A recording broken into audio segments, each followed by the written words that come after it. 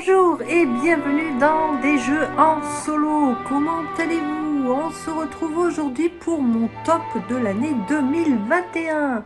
Alors voilà, vous allez retrouver comme d'habitude le classement de tous les jeux achetés cette année et qui m'ont le plus plu. Voilà. Je vais cette fois-ci mettre dans ce classement uniquement les jeux qui ont un mode solo à l'intérieur. Je ferai une autre vidéo avec les jeux qui en ont pas et qui ont une variante par contre. Voilà. Donc je vous laisse regarder. Allez, bonne vidéo.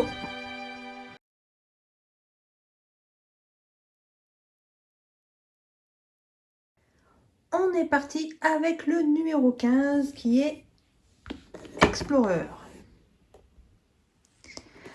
Alors, Explorer, c'est un jeu de flip and write qui est plutôt sympathique, hein, comme d'autres jeux d'ailleurs dans sa gamme.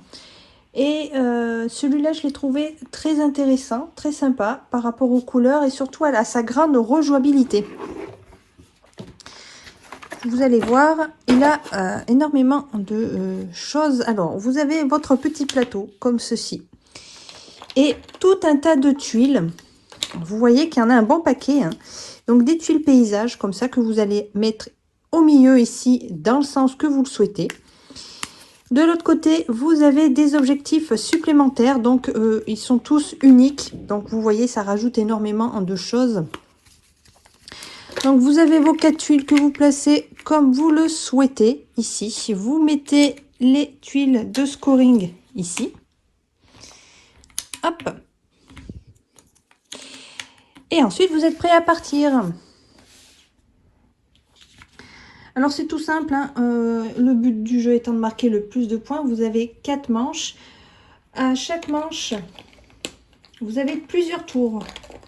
Ces tours sont représentés par des tuiles comme ça, les tuiles paysages. Vous allez en piocher, donc il y en a 7, il me semble. Voilà, il y en a un certain nombre qui représente le nombre de tours.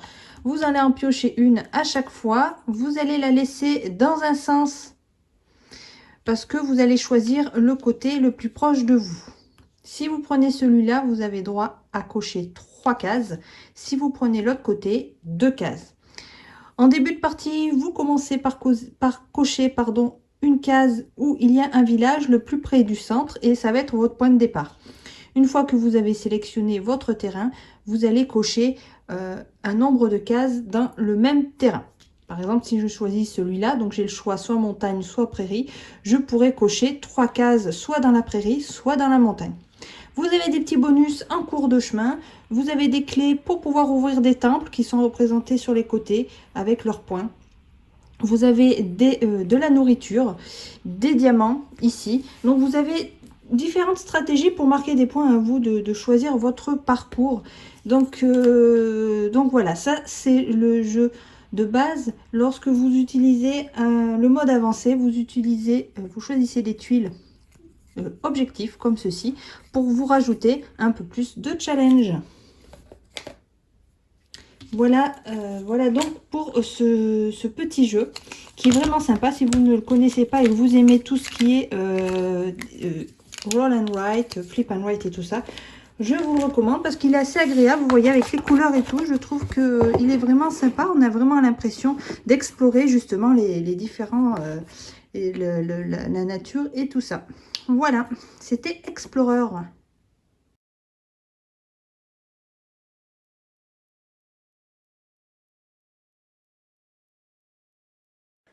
En 14e place, j'ai choisi Rescue Polar Bear. Alors, c'est un jeu qui est plutôt d'actualité puisque c'est sur la fonte des glaces et la survie des ours polaires. J'ai trouvé le jeu vraiment sympa. Voilà, si vous aimez la protection de l'environnement.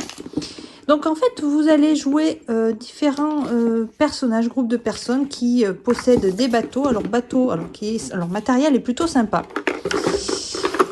Hop, voilà, des petits bateaux qui sont à construire, vous voyez. Donc vous en avez différents puisqu'ils vont avoir chacun, ils vont être asymétriques. Les actions vont être les mêmes, mais ils vont avoir des compétences différentes. Et ils ne vont pas pouvoir transporter le même nombre d'ours. Par exemple, là, il y en a un. Là, il y en a deux. Là, il y a avec des bonus. Voilà, ils sont tous différents. C'est ça qui est plutôt sympa. En solo, vous allez jouer 4 bateaux. Vous allez jouer sur un plateau. Un grand plateau comme ceci. Hop, où toutes les tuiles vont être posées ici au milieu aléatoirement. Donc, beaucoup d'aléatoires. Vous avez une courbe de température ici, puisque le but va être de gérer la chaleur. Hein. Il faudra faire attention lorsque la chaleur va monter, ça va faire fondre la glace. Et quand la glace se fond, hein, évidemment, s'il y a des petits ours dessus, ils vont se retrouver dans l'eau. Donc, il y a une bonne question de gestion entre gérer la sauvegarde, la survie des ours. Donc, il va falloir aller chercher les ours pour les ramener à la tuile hélicoptère, pour les sauver, et en même temps surveiller la température. Si elle monte trop, il y a une action pour qui va faire baisser la température, donc il faut bien arriver à gérer tout ça. Pas toujours évident. Les petits ours sont représentés comme ceci, ils sont vraiment adorables. Ce n'est pas du plastique, vous voyez, ils sont durs et lourds. Vous avez donc le mâle, la femelle et le petit, qui sont posés donc sur ces fameuses tuiles. Si il y a un moment, il va y avoir une phase reproduction, donc s'il y a un mâle et une femelle, ils vont avoir un petit. S'il y a des petits, ils vont grandir. À vous de choisir mâle ou femelle en fonction de ce qu'il y a sur la tuile. Vous bénéficiez de cartes, hop là, de cartes, où elles sont, hop, de cartes pour vous aider, des cartes, voilà, qui peuvent vous donner des petits bonus pendant la partie.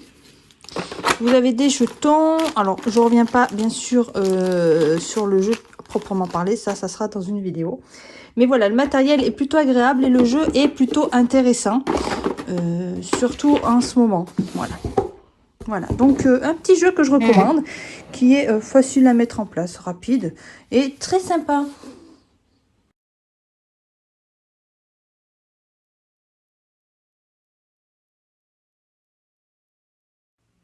En numéro 13, Red Rising. Alors, je pense qu'il y en a beaucoup qui seront d'accord. Un jeu donc j'ai pas tout de suite craqué. Hein. J'ai pris un peu de temps. Déjà, la couverture ne m'intéressait pas trop. Enfin, des fois, voilà, on est attiré par tout ce qui est image. Bon, il y en a qui connaissent. Apparemment, c'est tiré. Enfin, apparemment, oui, c'est tiré de romans. Donc, si vous connaissez le roman et que vous appréciez, bon, voilà, c'est sûr que le jeu, vous connaissez un peu déjà. Hop. Et finalement, c'est la mécanique qui m'a intéressée, comme tous les jeux. D'ailleurs, on est plus attiré par la mécanique, hein, plutôt que par le thème ou le reste. Alors, c'est un jeu de cartes, surtout de combos, où vous allez marquer des points grâce à vos cartes. Vous voyez qu'il y a un bon paquet de cartes, donc une bonne rejouabilité. Vous allez jouer des cartes, en récupérer. Il y a des cartes qui ont des actions à certains moments, si on la pose ou si on la récupère. Donc, c'est à vous de gérer ce que vous voulez pour améliorer vos points. Les cartes que vous avez en main en fin de partie vont vous rapporter des points. Donc, quand je parlais de combo, c'est parce que il y a des cartes qui vont vous demander, si vous avez telle carte dans votre main, vous allez avoir 5 points de plus. Donc, il faut gérer ça pendant toute la partie. Gardez les cartes qui vous intéressent et essayez d'en récupérer d'autres pour marquer le plus de points. C'est vraiment sympa pour ceux qui aiment les cartes en plus. Le matériel est sympa. Vous avez une petite boîte avec les cristaux, je ne sais plus le nom, dessus. Voilà. Et l'adversaire, l'automa, est plutôt sympa. Il récupère des cartes et il marque des points aussi en fonction de ça. Donc, il peut vous embêter un petit peu parce qu'il peut récupérer des cartes qui vous intéressent. Hein, voilà, comme à chaque fois. Mais sinon, après, c'est plus un jeu où chacun pour soi, où vous allez prendre les cartes qui vous intéressent simplement. L'adversaire, en fait, il va être juste là pour voilà, prendre des cartes qui vous auraient intéressé. C'est une course au score, en fait. Hein. Mais il est très sympa. Très sympa à jouer, facile à mettre en place. Les illustrations sont jolies. Voilà, quand on a envie de faire un petit jeu tranquille, hop, on peut prendre celui-là.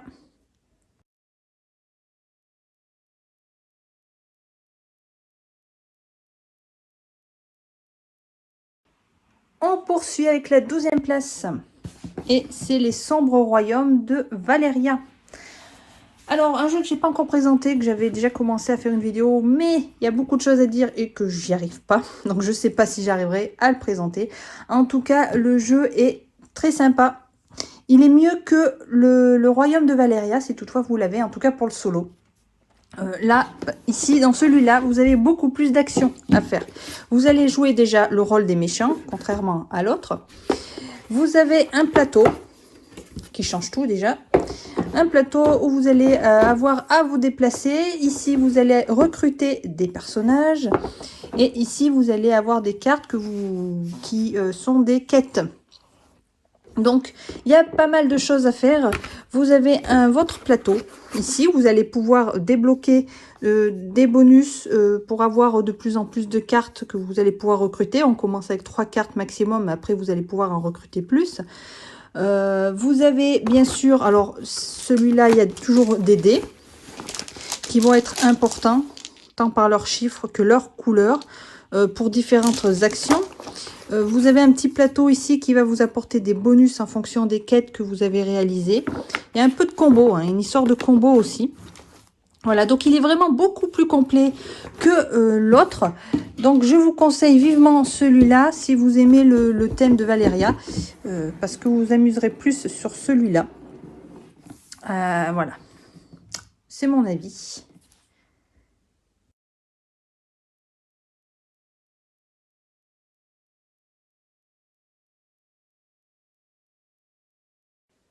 On continue avec les monstres, avec Monster Expedition. Alors un jeu que j'avais déjà mis dans un top, me semble-t-il, et il est vraiment facile à sortir. Vous voyez, il n'est pas bien grand et il est plutôt agréable et sans trop prise de tête, on va dire. Pour ceux qui aiment le challenge, mais sans trop, parce que c'est en fait il y a beaucoup de hasard puisque c'est un jeu de 2D, donc voilà. Vous allez avoir à essayer de chasser différents animaux, vous voyez, des monstres, avec des illustrations plutôt magnifiques, qui vont vous rapporter des points et qui vont vous rapporter aussi des bonus, qui vont surtout vous rajouter des dés. Donc c'est bien d'avoir un maximum de dés pour avoir plus de chances de battre les animaux, puisque pour les récupérer, il va falloir faire égal ou supérieur à ce chiffre ici. Vous allez partir, bien sûr, comme tout bon explorateur ou chasseur, d'un camp. Voilà, vous allez avoir 3 camps de 3 couleurs différentes. Et des camps qui peuvent être améliorés, qui vont vous apporter des dés supplémentaires. Voilà, tout un tas de bonus. Donc, je n'y reviens pas trop dessus, parce que j'avais déjà fait une vidéo dessus. Vous avez un mode campagne, un petit mode expédition, qui est vraiment sympa. Donc, je ne l'ai pas fini. Et qui n'est pas toujours facile. C'est toujours pareil, c'est une question de dés, si on a de la chance ou pas. Voilà, enfin je vous renvoie en tout cas à ma vidéo si vous ne l'avez pas vue.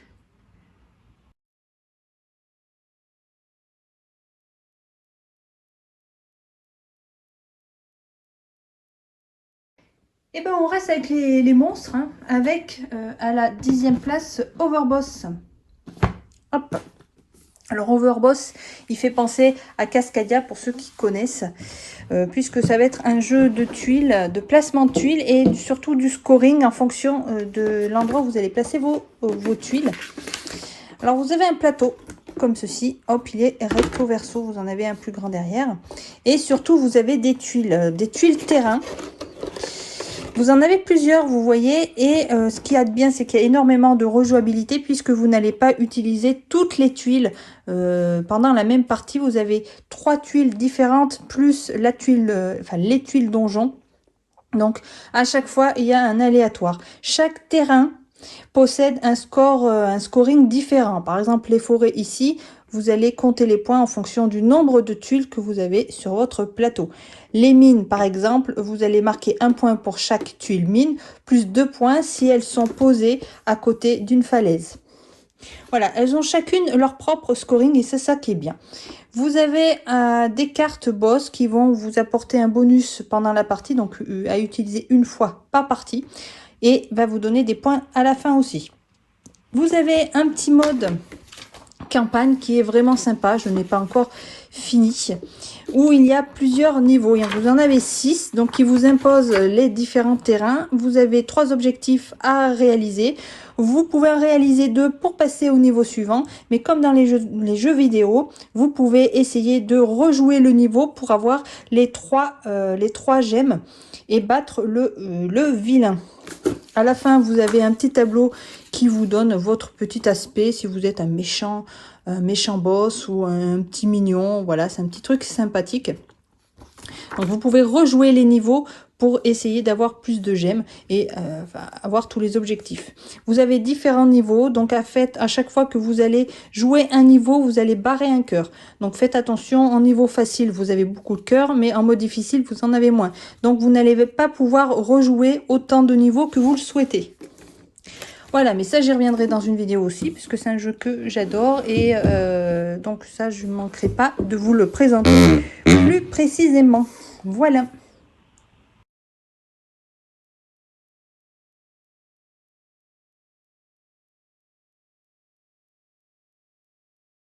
On change de genre avec Fantastic Fabric à la 9e place. Alors là, vous êtes dans la construction de ville.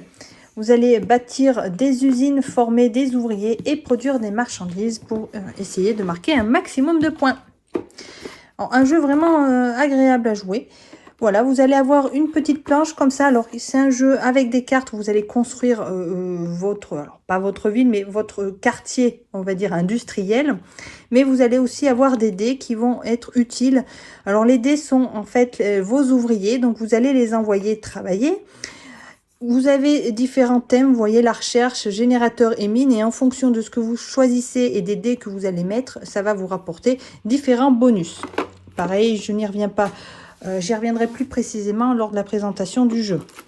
Vous avez différents bâtiments qui vont vous apporter différentes choses en fonction de leur couleur. Tout ce qui est en jaune, ça va surtout vous faire échanger des marchandises. Vous avez toutes les bleues. Ce sont en fait tout ce qui est usine et qui va produire. Donc les cartes production comme ça, vous allez avoir à utiliser vos dés, donc vos ouvriers, pour aller travailler dans votre usine. Parce que celle-là, vous l'aurez construite, elle sera dans votre quartier. Et ça va vous donner des marchandises ou tout un tas de bonus et qui va vous aider donc à compter, à marquer des points. Vous allez avoir aussi l'aide de prestataires, mais ils vont être utilisés juste une fois par partie, il me semble. Les bonus fonctionnent qu'une fois. Voilà, c'est tout ce que je peux dire. Il est vraiment simple et rapide, ça je le conseille. Voilà, il est voilà. Juste essayer de marquer le plus de points, comme tous les jeux en même temps. Voilà, donc je le conseille vivement.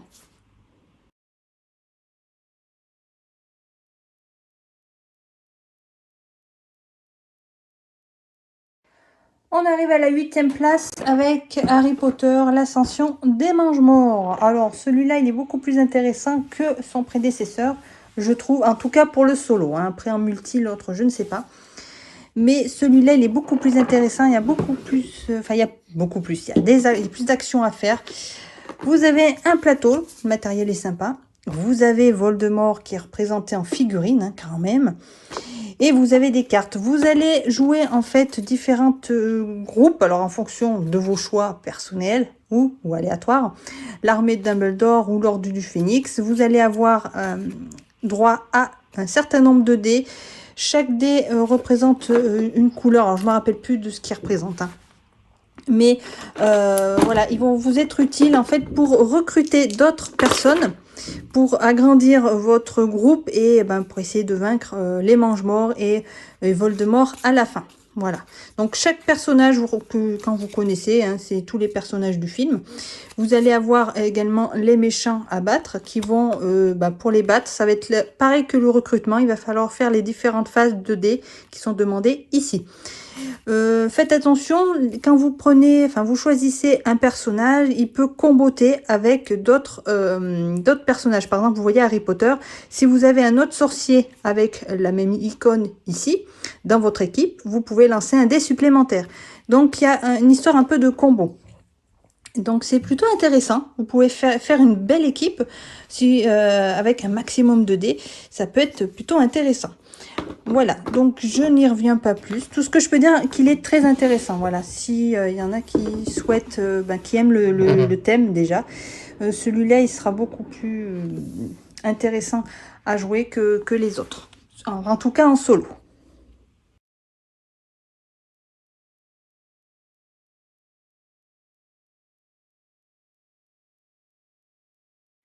À la 7e place, on passe à Canva. Hop. Alors Canva, voilà, il n'y en a peut-être pas beaucoup qui aiment. Bon déjà, bon moi je suis pas très fervente de l'art, mais j'aimais bien sa mécanique, toujours pareil. Hein. On ne faut pas trop s'arrêter au dessin ou voilà ou au thème des fois, un petit peu parce que ça aide évidemment. Mais voilà, j'avais bien aimé puis le matériel aussi. Vous voyez, vous avez un petit plateau en tissu comme ceci, très joli. Et vous avez donc vos tableaux qui sont ici. Donc le but du jeu est de faire 3 tableaux, les plus beaux qui soient, et qui vous rapportent surtout un maximum de points. Donc ces cartes servent en fait de fond hein, au tableau. Donc voilà, vous sélectionnez celui que vous souhaitez. Et surtout, ça se joue sur ces cartes-là qui font passer un peu à Mystic Vale, puisque le but va être le même. Vous allez essayer, choisir vos cartes et glisser 3 cartes dans votre tableau ici. Et essayer de marquer un maximum de points en fonction de vos objectifs. Je vous renvoie à la vidéo que j'ai faite sur ce jeu. Voilà, comme ça, je m'y attarde pas trop. Donc, je l'ai mis dans mon classement parce que, bon, déjà, ça sort un peu de l'ordinaire par rapport aux autres jeux. Que moi, je le trouve agréable. Et puis, voilà, il se joue rapidement. Par contre, il fait un peu cogiter la tête. Hein, parce que, voilà, pour essayer de marquer un maximum de répondre à un maximum d'objectifs, c'est pas toujours évident. Hein. Il y a pas mal de choix à faire. Voilà, bah, c'était Canva.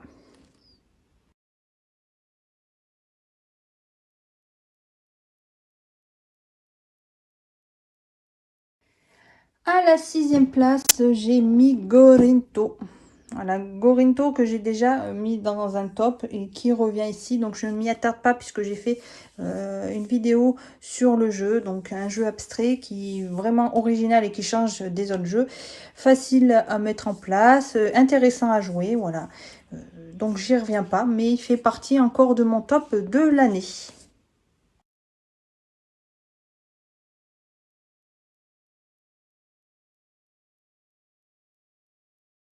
On arrive à la 5e place avec Everdell qui avait été déjà nommé dans un top. Et bah là, je le remets parce que dans toute l'année, voilà, il fait partie des jeux, pour moi, des meilleurs jeux. Voilà, donc j'ai fait des vidéos dessus. Donc je mettrai en description de toute façon tous les liens des jeux que j'ai déjà présentés. Donc n'hésitez pas à les voir pour avoir plus de renseignements sur le jeu. Là, voilà, je vais pas trop m'y attarder. Donc voilà, pour cette année 2021, il est toujours dans mon top.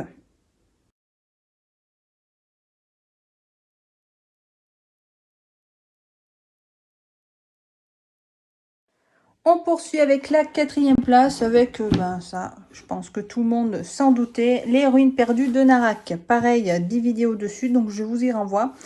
Voilà, il reste aussi un des plus beaux jeux, je trouve aussi au niveau illustration. Parmi tous les jeux que j'ai, est vraiment agréable pour ce côté exploration et voilà, toutes ces actions, les différentes actions, différentes voies que l'on peut prendre pour gagner. Le matériel aussi est excellent. Voilà.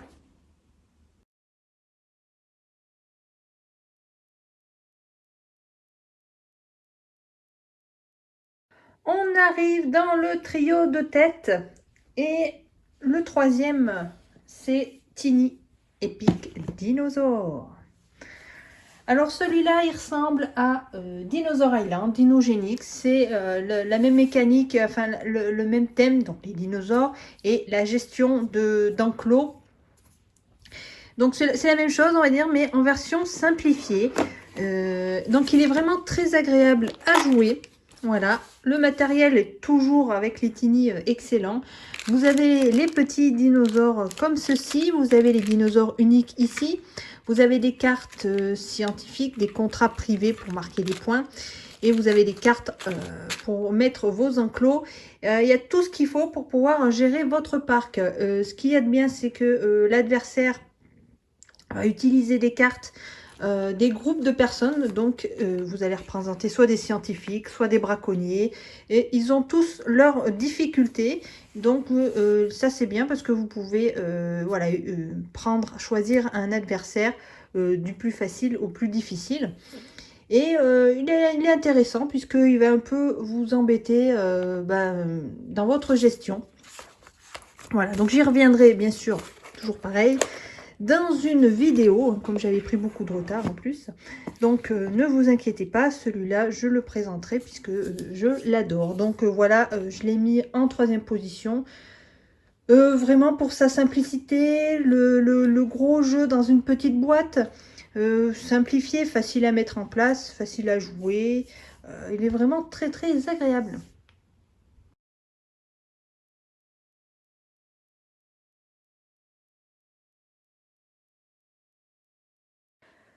On passe à la 2e place et qui est pour Meadow. Un jeu avec la nature et les animaux avec des illustrations magnifiques. Alors j'ai fait une vidéo dessus, donc pareil, je vous y renverrai, on va pas y rester trop dessus. Donc vous avez des cartes à comboter, on va dire ensemble, que vous empilez comme ça pour essayer de marquer un maximum de points en fin de partie. Les illustrations sont vraiment magnifiques, le matériel est vraiment très agréable. Le solo, bon, il est simple, hein, il n'y a pas grand chose à dire. Simplement, il va récupérer des cartes. Donc, alors, le plus embêtant, en fait, l'adversaire, en fait, il va être là pour un peu vous prendre, vous shipper vos cartes. Voilà. Ça m'arrive souvent quand je joue avec un automat comme ça, c'est qu'il vous prend les cartes que vous souhaitez. Voilà, donc lui, après, il va scorer tout simplement. Il n'y a pas de gros choix, en fait, stratégique. Il est vraiment simple, mais en fait, ça vous pousse, c'est un peu à une course au point, donc à essayer de marquer plus de points que lui. Voilà. Mais je vous renvoie à la vidéo, bien sûr.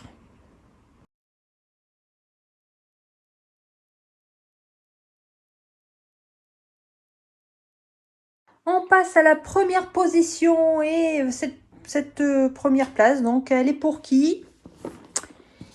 Imperium. Alors un jeu récemment sorti qui a fait beaucoup de bruit et qui fonctionne pas mal. Et j'avoue que voilà, au tout début, j'étais pas chaude.